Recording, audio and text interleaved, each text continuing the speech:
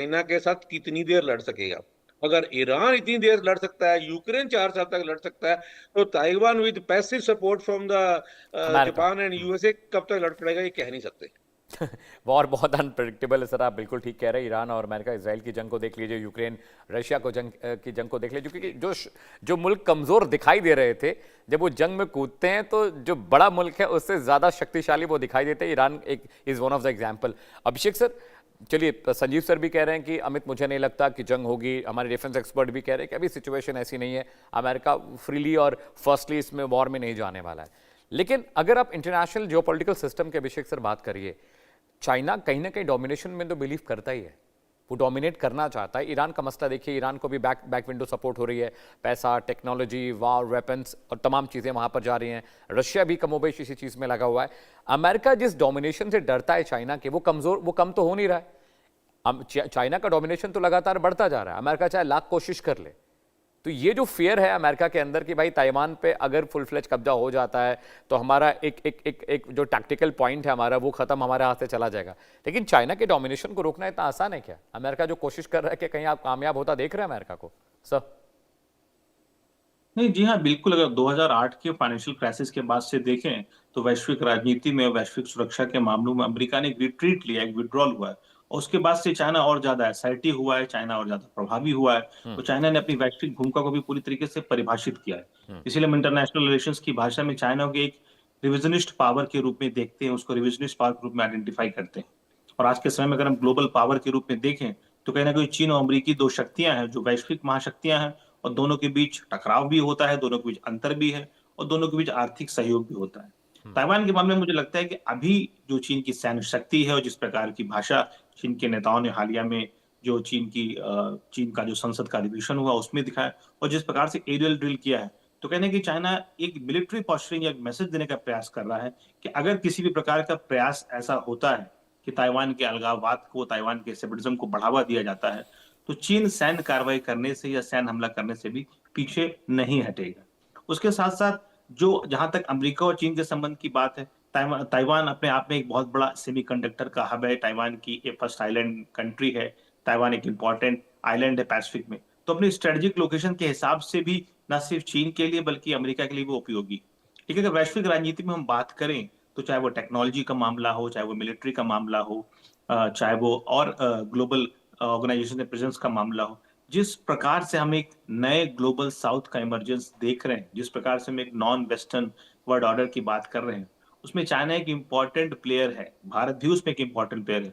और कहीं ना कहीं जो अमेरिकी इंटरेस्ट है, अमेरिकन पॉलिसी है, जो अमेरिकन प्रायोरिटीज हैं, उनको चीन लगातार जो है चुनौती दे रहा है। इसीलिए दोनों देशों के बीच हम देखते हैं कि लगातार डिफरेंसेस बढ़ते रहते हैं। ट्रंप ने ये प्रयास किया है कि दबाव के माध्यम से, ट्रेड वॉर के माध्यम से वो चीन के नेशनल इंटरेस्ट को, चीन के साथ अपने संबंधों को बेहतर कर सकेंगे। लेकिन ट्रंप के दबाव की नीति भी चीन के सहयोग में नहीं है। ईरान चीन का एक बड़ा सहयोगी रहा है वेस्ट एशिया में, और इसीलिए चाइना ने जो भी टेक्निकल सपोर्ट ईरान को देना है वो दिया है।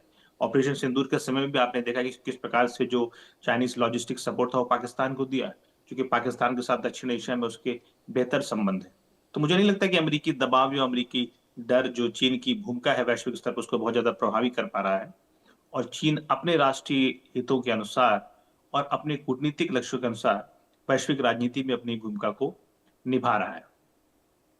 ऑलराइट सर, सबसे इंपॉर्टेंट बात ये भी अभिषेक सर जो आपने कही है कि चाइना को भले डोमिनेट करने की कोशिश अमेरिका और बाकी मुल्क कर रहे हैं, लेकिन अभी भारत के लिहाज से संजीव से थोड़ा मैं बात करना चाहूँगा इंडिया का पर्सपेक्टिव, क्योंकि बहुत सारा जो चिप असेसमेंट है, चिप इक्विपमेंट से हम ताइवान से खरीदते हैं, हमारा उनके साथ एक बायलैटरल टाई है, एक ट्रेड एग्रीमेंट भी है। चाइना को इस बात, अमेरिका को इस बात का भी डर है सर कि जो टैक्टिकल एडवांसमेंट चिप टेक्नोलॉजी में ताइवान की है, अगर चाइना उस पर कब्जा करता तो इंटरनेशनल जो मार्केट है वहां पर डोमिनेशन चाइना का बहुत बढ़ जाएगा।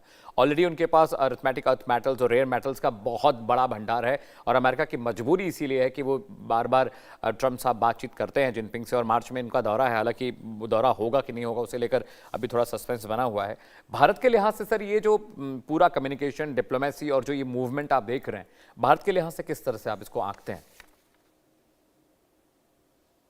देखिए, जो ताइवान की जो आर्थिक महत्ता है उसका तो कंसिडरेशन पूरा विश्व करता है। जो सेमीकंडक्टर्स का जो चिप मेकिंग इंडस्ट्री है वहां पे जाहिर है कि एक डोमिनेटिंग रोल रखती है, पूरे विश्व के लिए एक सप्लाई का काम करती है। तो वो तो इसका एक महत्व है ही। और यदि वो चाइना के कब्जे में जाता है तो जरूर से चाइना की जो ताकत है चिप मेकिंग सेमीकंडक्टर इंडस्ट्री की बहुत ज्यादा बढ़ेगी, और ये अमेरिका के लिए जाहिर है कि एक चैलेंज के तौर पे आएगा, आर्थिक चैलेंज के तौर पे आएगा।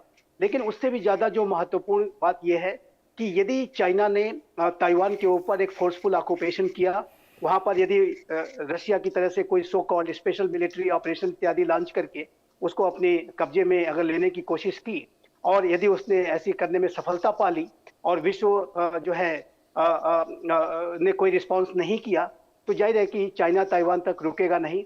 और चाइना जो पूरे इंडो पैसिफिक रीजन में जो उसको डोमिनेट करने की उसकी जो महत्वाकांक्षा है, और विशेष रूप से ताइवान पे ऑक्यूपेशन के बाद चाइना का जो अगला निशाना होगा वो एक 9 डैश लाइन के माध्यम से जो साउथ चाइना सी का 35 लाख वर्ग किलोमीटर का जो क्षेत्र है उसको वो डोमिनेट करेगा। और वहां पर जैसे कि आप देखते हैं कि जब कभी भी वहां कोई शिप जाती है। जी संजीव से शायद आपकी आवाज़ मुझ तक नहीं पहुंच पा रही है, might be some audio glitch. Mehta साहब, एक बहुत इंपॉर्टेंट बात ये भी है कि जिस तरीके से ये पूरा सिचुएशन बन रहा है कि भाई डोमिनेशन भी नहीं होनी चाहिए, लड़ाई भी नहीं होनी चाहिए, अपना काम भी बन जाना चाहिए, सब चीज़ें एक तरह से तो नहीं होंगी, लेकिन कहीं ना कहीं जो प्रेशर ताइवान पर पड़ रहा है वो हम समझ सकते हैं सर, क्योंकि ताइवान एक छोटा मुल्क है और किसी दूसरे के भरोसे अगर आपके घर की निगरानी हो जाए तो उस घर में आपको नींद तो नहीं आएगी। मेहता साहब, ये प्रेशर पिछले 78 ईयर से झेलता आ रहा है, और अभी वो ताइवान इस प्रेशर के यूज टू हो गया है, और ये उसको मालूम है कि उसकी सपोर्ट के लिए इंडिपेंडेंटली डायरेक्टली ओपनली कोई नहीं आएगा।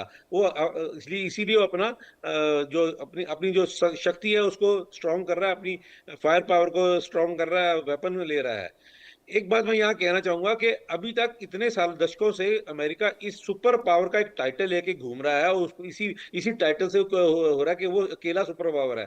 मेरे को लगता है अब समय आ गया है कि अमेरिका को ये सुपर पावर वाला टाइटल बाकी और देशों के साथ भी शेयर करना पड़ेगा, जिसमें चाइना, रशिया और इंडिया भी शामिल हैं।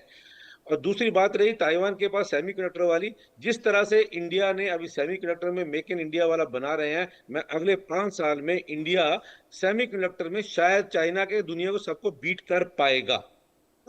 एक तो दो बातें मैंने कही, अगर अमेरिका को ये भूल जाना चाहिए कि वो अकेला सुपर पावर है, अभी सुपर पावर का टाइटल उसको शेयर करना पड़ेगा, एक्सेप्ट करना पड़ेगा कि चाइना, अमेरिका, रशिया 20 उसके साथ बराबर खड़े हुए हैं। दूसरा, सेमीकंडक्टर में जैसे जिस तरह से हमारे प्राइम मिनिस्टर ने सेमीकंडक्टर को जिस तरह एक्सपेंशन किया है, जिस तरह से अभी अभी फॉर्मेटिव स्टेज पे है, इंडस्ट्रीज बन रही हैं, अगले 5 साल में इंडिया में सेमीकंडक्टर का एक दुनिया को सप्लाई करने वाला ताइवान को भी बीट कर सकता है, अगर बीच में कोई अड़चन ना आई तो।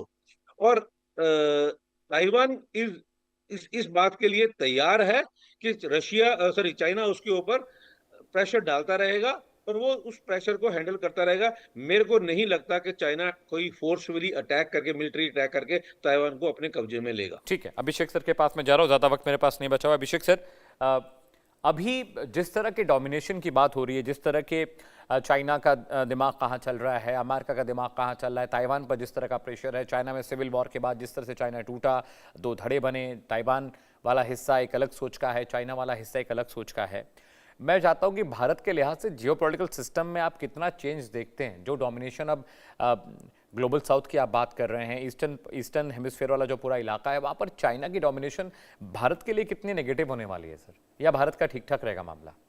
अभिषेक सर। नहीं जी हाँ, बिल्कुल। अगर हम देखें तो शी जिनपिंग के नेतृत्व में जो चाइना ड्रीम का जो पूरा विजन है, वो कहीं ना कहीं चाइना को एक ग्लोबल